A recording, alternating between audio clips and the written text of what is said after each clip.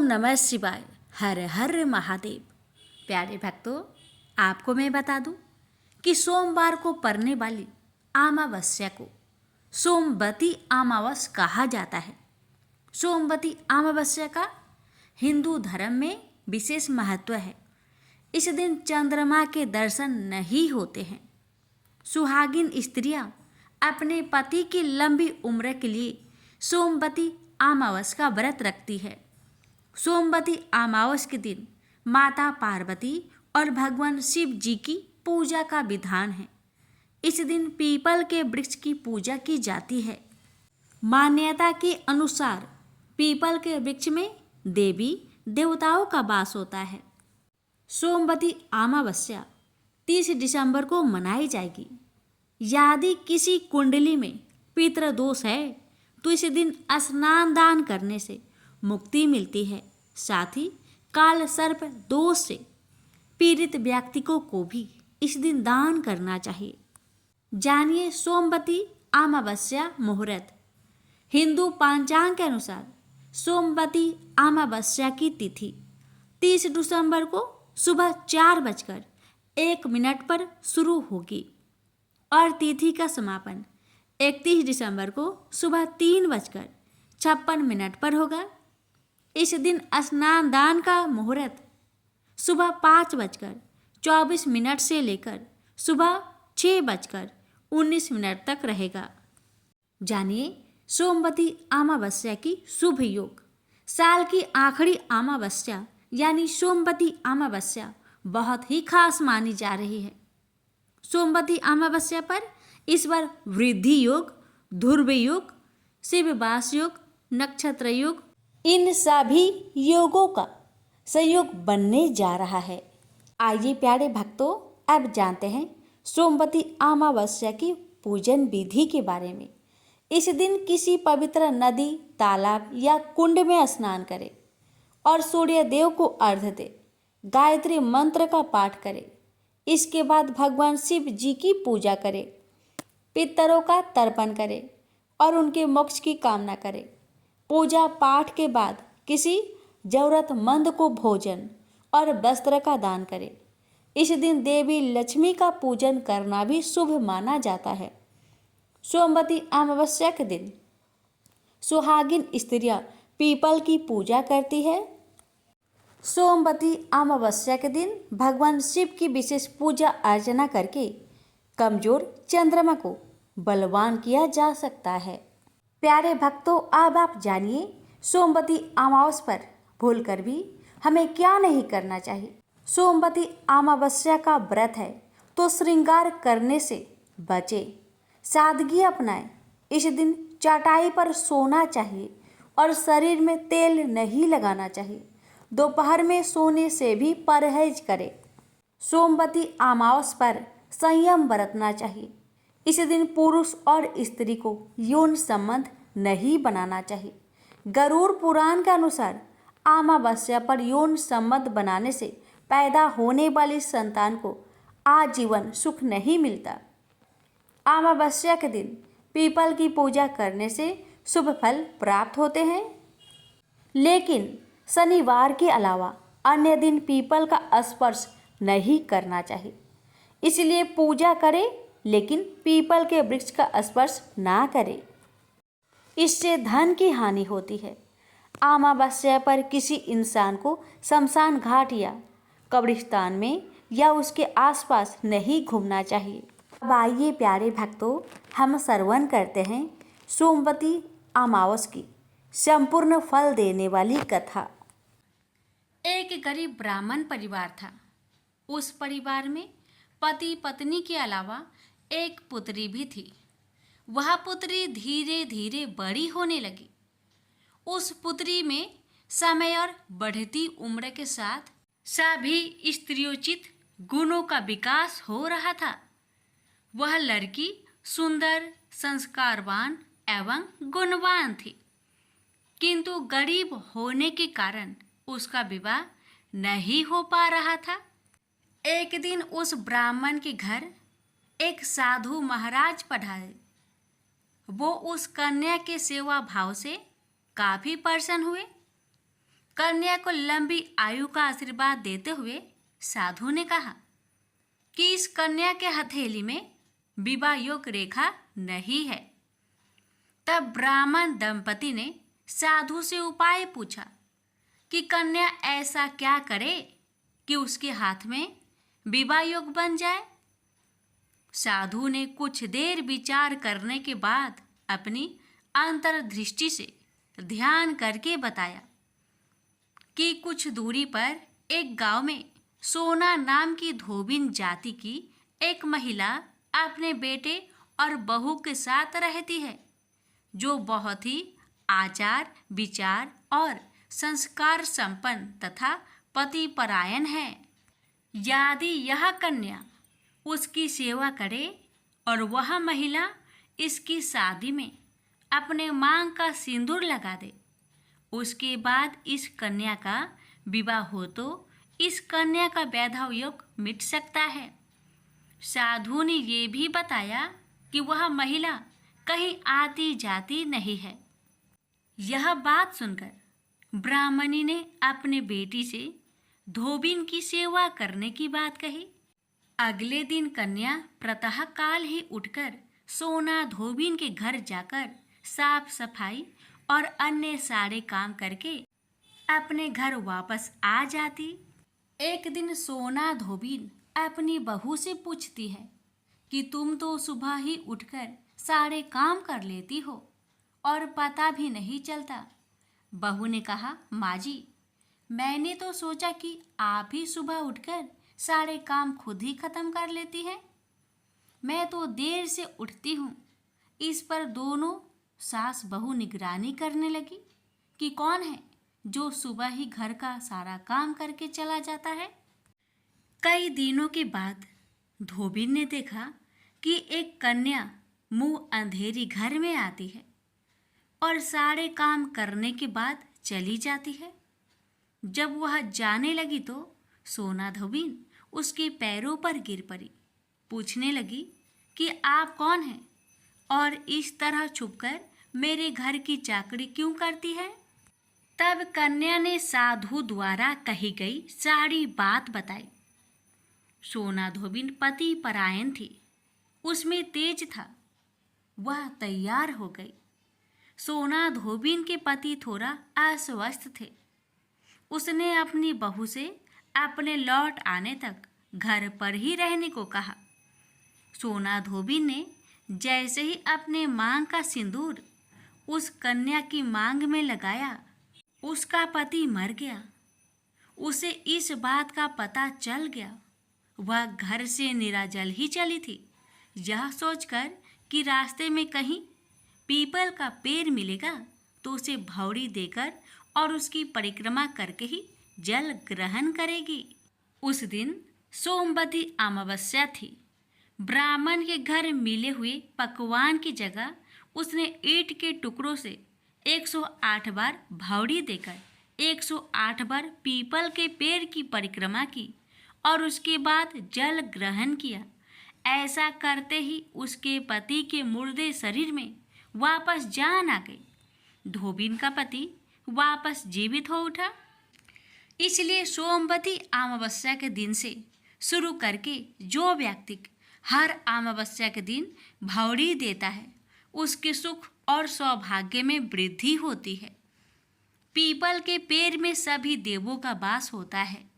अतः जो व्यक्ति हर अमावस्या को ना कर सके, वह सोमवार को पड़ने वाली अमावस्या के दिन 108 वस्तुओं की भौरी देकर सोना धोबिन और गौरी गणेश का पूजन करता है, उसे अखंड सौभाग्य की प्राप्ति होती है। प्रेम से बोलिए हर हर महादेव।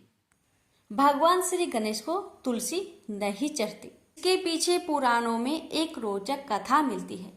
एक समय में धर्मात्मज नाम के राजा हुआ करते। उनकी कन्या तुलसी यौन अवस्था में थी। अपने विवाह की इच्छा लेकर तीर्थ यात्रा पर निकल पड़ी। उन्होंने कई जगह की यात्रा की। एक स्थान पर उन्हें तरुणावस्था में भगवान श्री गणेश को तपस्या में लीन देखा। भगवान गणेश का रूप अत्यंत मोहक और आकर्षक था। तुलसी भगवान गणेश के इस रूप पर मोहित हो गई और अपने विवाह का प्रस्ताव उनके समक्ष रखने के लिए उनका ध्यान भंग कर दिया। भगवान गणेश ने स्वयं को ब्रह्मचारी बताते हुए तुलसी का विवाह प्रस्ताव ठुकरा दिया। तुलसी को भगवान गणेश के इस रूखे व्यवहार और अपना विवाह प्रस्ताव ठुकराए जाने से बहुत दुख हुआ और उन्होंने आवेश में आकर भगवान गणेश को 2 विवाह होने की श्राप दे दिया। इस पर श्री गणेश ने भी तुलसी को असुर से विवाह होने का श्राप दे डाला। बाद में तुलसी को अपनी भूल का एहसास हुआ और भगवान गणेश से क्षमा मांगी।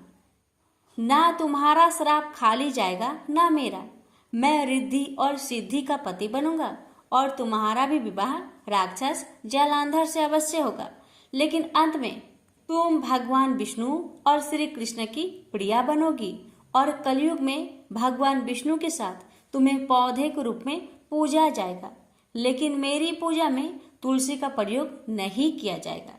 प्रेम से बोलिए तुलसी माता की जय, गणेश भगवान की जय। श्री कृष्ण भगवान बोले, हे पार्थ, जो मुझ में मन लगाकर मेरे में ही आश्रय लेकर योगा अभ्यास करते हुए मेरे स्वरूप का संचय रहित पूर्ण ज्ञान प्राप्त होगा, सो सुनो, विज्ञान के सहित वह पूर्ण ज्ञान में तुम्हें सुनाता हूँ, जिसके जानने से तुमको इस लोक में और कुछ जानना शेष न रहेगा। सहस्त्रों मनुष्य में से कोई एक सिद्धि प्राप्त के लिए यत्न करता है। उन यत्न करने वाले सिद्धों में से कोई बिरला ही मुझे ठीक जान पड़ता है। पृथ्वी, जल, अग्नि, वायु, आकाश, मन, बुद्धि और अहंकार, यह 8 प्रकार की मेरी प्रकृति माया है। इस प्रकृति को अपरा, अचेतन अर्थात जड़ कहते हैं। और हे महाबाहो, इससे दूसरी प्रकृति चेतन है, जिसने संपूर्ण जगत धारण किया है। इन्हीं प्रकृतियों से सब प्राणी मात्र उत्पन्न होते हैं। ऐसा जानो, यह प्रकृतियां हमसे ही उत्पन्न हुई है। इस तरह सब जगत की उत्पत्ति और प्रलय का कारण मैं ही हूँ। हे धनंजय, जिस प्रकार धागे में मणि पिराई जाती है, उसी भांति यह सब संसार मुझसे परे और कुछ भी नहीं। हे कुंती पुत्र, जल में रस में मैं ही हूँ, चंद्रमा और सूर्य में प्रकाश में मैं ही हूँ, सब वेदों का सार मैं ही हूँ, आकाश में शब्द तथा पुरुष में पौरुष मैं ही हूँ। हे अर्जुन, पृथ्वी में सुगंध तथा अग्नि में तेज रूप मैं ही हूँ, सब प्राणियों में जीवन और तपस्वियों का तप मैं ही हूँ। हे पार्थ, समस्त प्राणियों में सनातन बीज रूप मुझको ही जानना, बुद्धिमानों में बुद्धि स्वरूप और तेजस्वियों में तेज मैं ही हूँ। हे अर्जुन, काम और रोग रहित बलवान पुरुषों में धर्म के विरुद्ध न जानने वाला कर्म मैं ही हूँ। जितने भी स्वास्तिक, राजस, तामस पदार्थ है, वे सब मुझसे ही उत्पन्न हैं, परंतु उनमें मैं नहीं रहता। ये सब मुझ में है, सत्व, रज, तम। इन तीनों गुणों के प्रभाव से यह सारा जगत मोहित हो रहा है। इस कारण यह मेरी गुणमयी और दिव्यमयी माया अति दुस्तर है। जो मुझको अनन्य भाव से भजते हैं, वे इस माया को पार कर जाते हैं।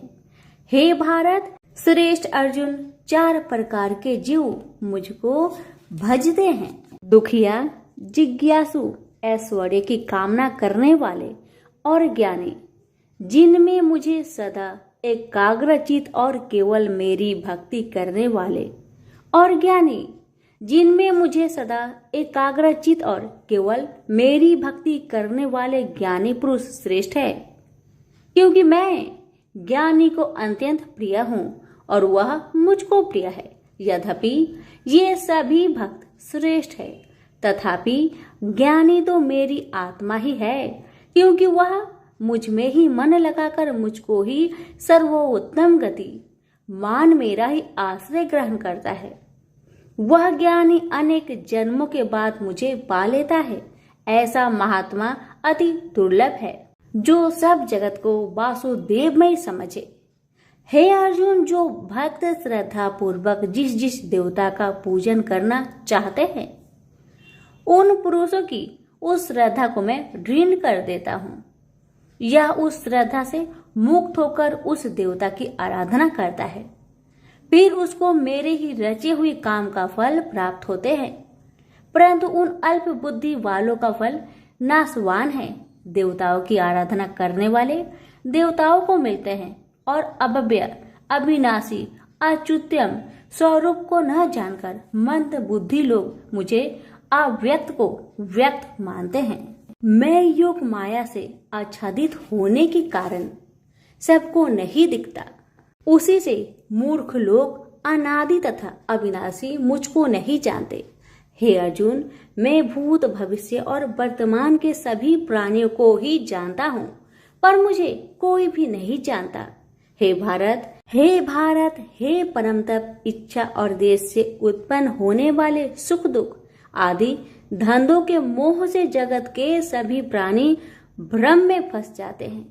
जिन पुण्य आत्माओं के पाप नष्ट हो गए हैं, वह पुरुष दृढ़ मोह से छूटकर दृढ़ निश्चय करके मेरी भक्ति करते हैं, जो आश्रय लेकर जीवन मरण से दूर करने के अर्थ प्रयत्न करते हैं। वे पुरुष ब्रह्मा आत्मज्ञान अपने चित्त को निश्चल रखकर उसका संगम करता है और अंत कारण की समाधि लगाता है, जिस अवस्था में योग अभ्यास के कारण चित्त का वेग रुक रुक कर विषयों से पृथक होने लगता है और जब शुद्ध अंतःकरण से आत्मा को देखकर आत्मा में ही संतुष्ट होता है, जिस अवस्था में वह अत्यंत सुख जो इंद्रियों द्वारा जाना नहीं जा सकता, वरन केवल बुद्धि से ही जाना जाता है, और जब वह योगी अनुभव करता है, तब आत्मा स्वरूप में स्थिर हो उससे विचलित नहीं होता। इस अवस्था को पाकर फिर और कोई लाभ उसको अच्छा नहीं लगता, और जहाँ स्थिर होने पर और कोई बड़ा भारी दुख उसको वहां से चलायमान नहीं कर सकता। इस अवस्था को दुख संयोग वियोग कारक नामक योग जानना हो तो योग निर्विकल्प चित्त से निश्चय करके जानना चाहिए। संकल्प से उत्पन्न होने वाला समस्त कामनाओं को त्याग कर और मन ही मन में सकल इंद्रियों को चारों ओर से रोक रोक कर धैर्य के साथ बुद्धि को अपने अधीन कर धीरे धीरे विषय से दूर हटा ले और भली भांति मन को आत्मा में स्थिर करके किसी वस्तु की इच्छा ना करे और चंचल मन जिधर जिधर जाए उधर से इसको हटाकर आत्मा के बस में करना चाहिए। इस प्रकार शांति चित्त तथा रजोगुण से रहित निष्पाप तथा ब्रह्म स्वरूप योगी को उत्तम सुख प्राप्त होता है। इस रीति से निरंतर योगाभ्यास करने वाला योगी समस्त पापों से छूटकर सहज ही उस परम सुख को पा लेता है, जो ब्रह्म के संयोग से प्राप्त होता है। जिसका मन योग में स्थिर हो गया है, उसकी दृष्टि भी सर्वत्र समान हो जाती है और वह सब प्राणियों में अपने को और अपने में सब प्राणियों को देखता है, जो सब प्राणियों में मुझको और मुझ में सब प्राणियों को देखता है। मैं उससे अलग नहीं रहता और मुझसे वह अलग नहीं रहता। जो अभेद भाव से रहता है, सब प्राणियों में स्थिर हो मेरा मनन करता है, वह योगी चाहे जिस अवस्था में रहे मुझ में मिल जाता है। हे अर्जुन, जो समस्त प्राणियों के दुख सुख के समान समझता है और सबको समान देखता है, वही श्रेष्ठ योगी है। अर्जुन बोले, हे मधुसूदन, आपने जो योग बताया कि सबको अपने ही समान देखे, सो मन के चंचल होने के कारण मैं उसको अपने में दृढ़ स्थिर नहीं देखता हूँ। हे श्री कृष्ण, यह चंचल मन बड़ा ही हठी पराक्रमी और ऋण है। इसको अपने अधीन रखना तो मुझे वायु को बांध रखने के समान ही प्रतीत होता है। श्री कृष्ण भगवान ने कहा, हे महाबाहो, इसमें संदेह की मन अति चंचल है। तो भी हे कुंती पुत्र, अभ्यास और वैराग्य से इसे बस में किया जा सकता है। जिसका मन बस में नहीं, उसको योग अति दुर्लभ है। अर्जुन ने कहा, हे श्री कृष्ण, जिसमें श्रद्धा तो है पर योग प्राप्त करने में सफल नहीं हुआ है और जिसका चित्त योग से विचलित हो गया है, वह योग सिद्धि न पाने से किस गति को प्राप्त होता है? श्री कृष्ण बोले, हे अर्जुन, उसका यहाँ नाश नहीं होगा पर परलोक में भी नहीं होगा, क्योंकि उत्तम कर्म करने वाले किसी मनुष्य की दुर्गति नहीं होती। वह योग में असफल मनुष्य बहुत दिनों तक पुण्यवानों को प्राप्त होने वाले लोकों में वास करता है और फिर वहां से किसी पवित्र और धनवान मनुष्य घर में आकर जन्म लेता है। इस प्रकार का जन्म पाना भी इस लोक में बड़ा दुर्लभ है। हे कुरुनंदन, यह योगियों के बस में जन्म लेकर पूर्व जन्म की बुद्धि संस्कार अर्थात आत्मज्ञान को पाता है और उससे अधिक सिद्धि के लिए यत्न करता हूँ। पूर्व जन्म में किए योग अभ्यास के बल में अनेक विघ्नों को पड़ने पर भी यह मोक्ष को प्राप्त होता है। योग की केवल इच्छा ही हो तो पुरुष शब्द ब्रह्म के परे जा पहुंचता है। जो बड़े परिश्रम और यत्न से योग अभ्यास करता है, वह पापों से छूट मोक्ष को पाता है। बड़े तपस्वियों से योगी श्रेष्ठ है। जो शुद्ध होकर अनेक जन्मों में परिश्रम करके सफल होता है और ज्ञानियों से भी योगी श्रेष्ठ है। इसलिए हे अर्जुन, तुम योगी बनो। केवल मुझ में ही मन लगाकर योग प्राप्ति के लिए जो मेरा भजन करता है, उसको समस्त योगियों के मध्य से मैंने अत्यंत श्रेष्ठ माना है। प्रेम से बोलिए श्री कृष्ण भगवान की जय। अब सुनिए श्रीमद् भगवत गीता पाठ अध्याय 7 की महात्म्य। भगवान शिव कहते हैं, हे पार्वती, अब मैं 7वें अध्याय का महात्म्य बतलाता हूँ, जिसे सुनकर कानों में अमृत राशि भर जाती है। पाटलिपुत्र नामक एक दुर्गम नगर है, जिसका गोपुर बहुत ही ऊंचा है। उस नगर में शंकुकर्ण नामक एक ब्राह्मण रहता था। उसने वेश्यावृत्ति का आश्रय लेकर बहुत धन कमाया, किंतु ना तो कभी पितरों का तर्पण किया और ना देवताओं का पूजन ही। वह धनोपार्जन में तत्पर होकर राजाओं को ही भोज दिया करता था। एक समय की बात है, उस ब्राह्मण ने अपना चौथा विवाह करने के लिए पुत्र और बंधुओं के साथ यात्रा की। मार्ग में आधी रात के समय जब वह सो रहा था, तब एक सर्प ने कहीं से आकर उसकी बाह में काट लिया।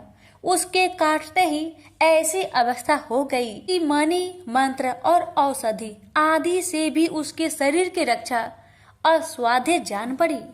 तत्पश्चात कुछ ही क्षणों में उसके प्राण पेखरू उड़ गए। वह प्रेत बना।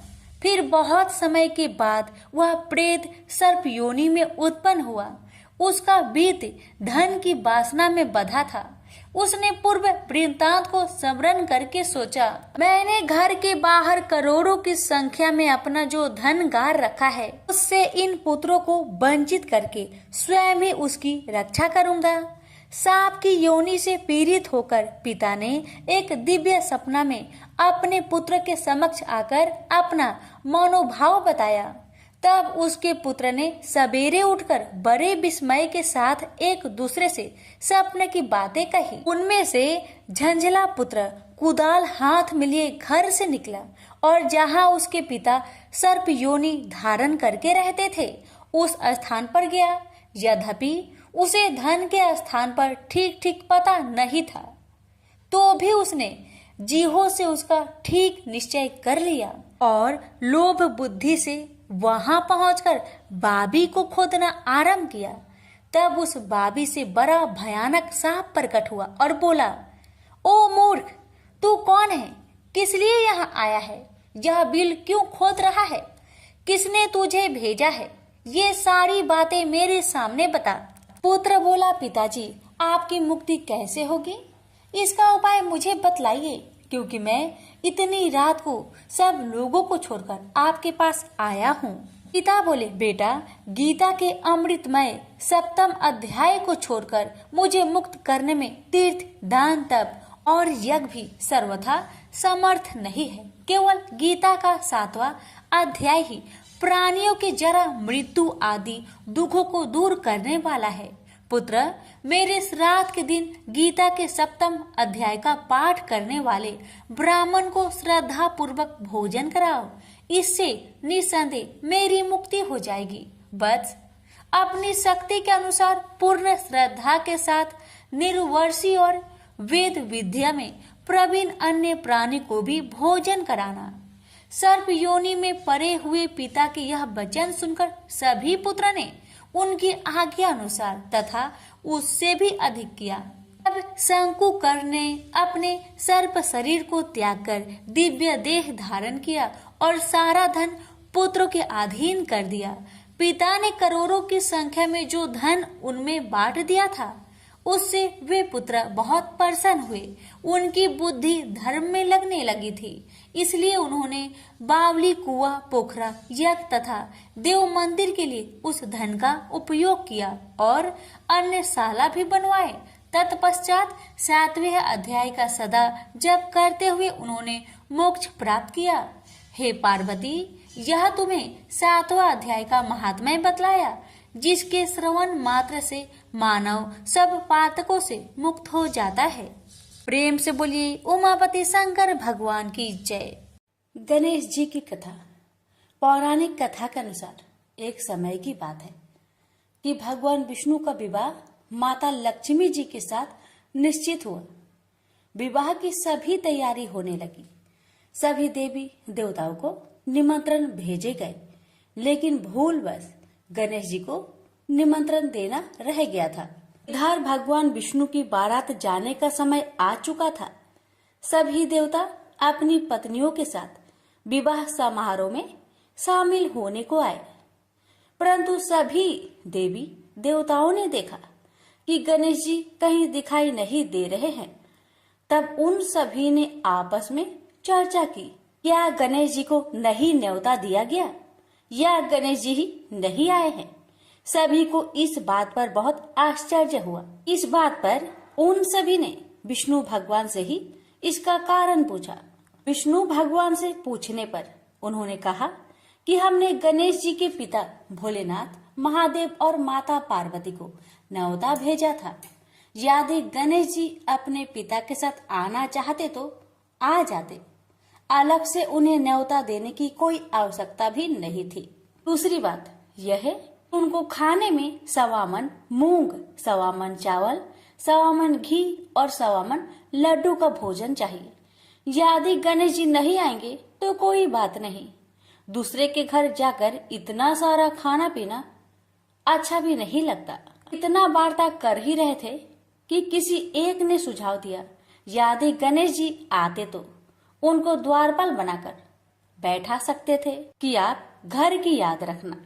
आप तो चूहे पर बैठकर धीरे धीरे चलोगे तो बारात में बहुत पीछे रह जाओगे। यह सुझाव सबको पसंद आ गया, तो फिर विष्णु भगवान ने भी अपनी सहमति दे दी। तब गणेश जी को निमंत्रण देकर आमंत्रित किया और उनको समझा बुझाकर घर की रखवाली करने को बैठा दिया गया। बारात चल दी। तब नारद जी ने देखा कि गणेश जी तो दरवाजे पर ही बैठे हुए हैं, तो वे गणेश जी के पास गए और रुकने का कारण पूछा। गणेश जी कहने लगे कि विष्णु भगवान ने मेरा बहुत अपमान किया है।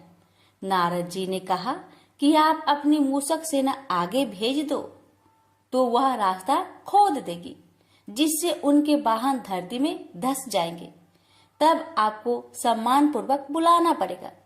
अब तो गणेश जी ने अपनी मूषक सेना को आदेश दिया, जाओ, और सेना ने जमीन पोली कर दी। जब बारात वहां से निकली तो रथों के पहिए धरती में धंसने लगी। आग कोशिश की, परंतु पहिए नहीं निकले। सभी ने अपने अपने उपाय किए, परंतु पहिए तो नहीं निकले, बल्कि जगह जगह से टूटने लगे। किसी को समझ में नहीं आ रहा था कि अब क्या किया जाए। तब तो नारद जी ने आकर कहा, आप लोगों ने गणेश जी का अपमान किया, जिस कारण यह विघ्न आ रहे हैं। यदि उन्हें मनाकर लाया जाए तो आपका कार्य सिद्ध हो सकता है और यह संकट टल सकता है। शंकर भगवान ने अपने दूत नंदी को भेजा और वे गणेश जी को लेकर आए। गणेश जी का आदर सम्मान के साथ पूजन किया गया। फिर रथ के पहिए निकलने लगे और यह संकट टल गया। अब रथ के पहिए निकल तो गए, परंतु वे टूट फूट गए थे, तो उन्हें सुधारे कौन? पास के खेत में एक खाती काम कर रहा था। उसे बुलाया गया। खाती अपना कार्य करने से पहले श्री गणेशाय नमः कहकर गणेश जी की वंदना मन ही मन करने लगा। देखते ही देखते खाती ने सभी पहियों को ठीक कर दिया। तब खाती कहने लगा कि हे देवताओं, आपने सर्वप्रथम गणेश जी को नहीं मनाया होगा और न ही उनकी पूजन की होगी, इसलिए तो आपके साथ यह संकट आया है। मैं तो मूर्ख अज्ञानी हूँ, फिर भी पहले गणेश जी को पूजते हैं, उनका ध्यान करते हैं। आप लोग तो देवगण हैं, फिर भी आप गणेश जी को कैसे भूल गए? अब आप लोग भगवान श्री गणेश जी की जय बोलकर जाए तो आपके सब काम बन जाएंगे और कोई संकट भी नहीं आएगा। ऐसा कहते हुए बारात वहां से चल दी और विष्णु भगवान का लक्ष्मी जी के साथ विवाह संपन्न करा के सभी सकुशल घर लौट आए। हे गणेश जी महाराज, आपने विष्णु को जैसा कारज सरियो ऐसा कारज सबको सिद्ध करिजो। बोलिए गजानन भगवान की जय। लक्ष्मी माता की कहानी। एक बार लक्ष्मी जी ने मनोहर रूप यानी बहुत ही अद्भुत रूप धारण करके गायों के एक झुंड में प्रवेश कर लिया और उनके इस सुंदर रूप को देखकर गायों ने पूछा कि देवी, आप कौन हैं और कहां से आई हैं? गायों ने ये भी कहा कि आप पृथ्वी की अनुपम सुंदरी लग रही हो। तब गायों ने एकदम से कहा कि सच सच बताओ, आखिर तुम कौन हो और तुम्हें कहाँ जाना है? तब लक्ष्मी जी ने विनम्रता से गायों से कहा कि तुम्हारा कल्याण हो। असल में मैं इस जगत में अर्थात संसार में लक्ष्मी के नाम से प्रसिद्ध हूँ और सारा जगत मेरी कामना करता है, मुझे ही पाना चाहता है। मैंने दैत्यों को छोड़ दिया था और इसलिए वे सदा के लिए नष्ट हो गए। इतने ही नहीं, मेरे आश्रय में रहने के कारण इंद्र, सूर्य, चंद्रमा, विष्णु, वरुण तथा अग्नि आदि सभी देवता सदा के लिए आनंद भोग रहे हैं। इसके बाद माँ लक्ष्मी ने कहा कि जिनके शरीर में मैं प्रवेश नहीं करती वे सदैव नष्ट हो जाते हैं और अब मैं तुम्हारे शरीर में ही निवास करना चाहती हूँ। लेकिन इसके बाद भी कथा अभी खत्म नहीं हुई, क्योंकि गायों ने अब तक माँ लक्ष्मी को अपनाया नहीं था। गाय ने क्यों किया माँ लक्ष्मी का त्याग? देवी लक्ष्मी की इन बातों को सुनने के बाद गायों ने कहा कि तुम बड़ी चंचल हो, इसलिए कभी कहीं नहीं ठहरती। इसके अलावा तुम्हारा बहुतों के साथ भी एक सा ही संबंध है, इसलिए हमें तुम्हारी इच्छा नहीं है। तुम्हारी जहाँ भी इच्छा हो तुम चली जाओ।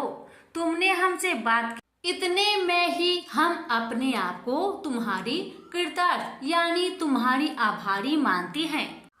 गायों के ऐसा कहने पर लक्ष्मी ने कहा कि ये तुम क्या कह रही हो? मैं दुर्लभ और सती हूँ, अर्थात मुझे पाना आसान नहीं, पर फिर भी तुम मुझे स्वीकार नहीं कर रही। आखिर इसका कारण क्या है? यहाँ तक कि देवता, दानव, मनुष्य आदि सब कठोर तपस्या करके मेरी सेवा का सौभाग्य प्राप्त करते हैं, अतः तुम भी मुझे स्वीकार करो। वैसे भी इस संसार में ऐसा कोई नहीं जो मेरा अपमान करता हो। ये सब सुनकर गायों ने कहा कि हम तुम्हारा अपमान या अनादर नहीं कर रहे, केवल तुम्हारा त्याग कर रहे हैं, और वह सिर्फ इसलिए क्योंकि तुम्हारा मन बहुत चंचल है। तुम कहीं भी जमकर नहीं रहती, अर्थात एक स्थान पर नहीं रुक सकती, इसलिए अब बातचीत करने से कोई लाभ नहीं। तो तुम जहाँ जाना चाहती हो जा सकती हो। इस तरह से गायों ने माँ लक्ष्मी का त्याग कर दिया, क्योंकि गायों को मालूम था कि लक्ष्मी कभी किसी के पास नहीं रहती, बल्कि पूरे संसार में घूमती रहती है। पर फिर भी माँ लक्ष्मी ने हार नहीं मानी और इतना सब होने के बाद भी वार्तालाप जारी रखी। अब आखिर में माँ लक्ष्मी ने कहा, गायों, तुम दूसरे को आदर देने वाली हो और यदि तुमने ही मुझे त्याग दिया तो सारे जगत में मेरा अनादर होने लगेगा।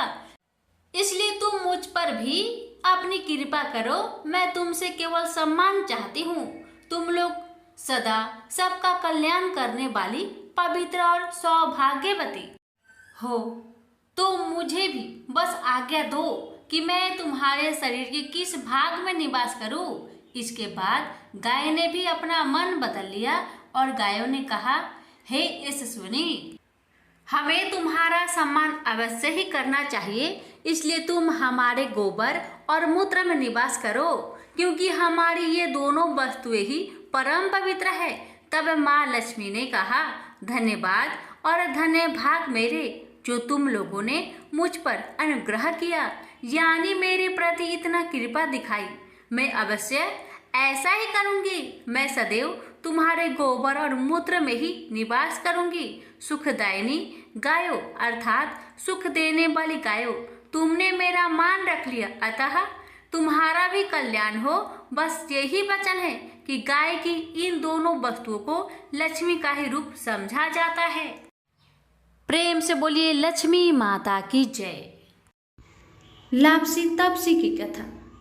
एक लापसी था, एक तपसी था। तपसी हमेशा भगवान की तपस्या में लीन रहता था।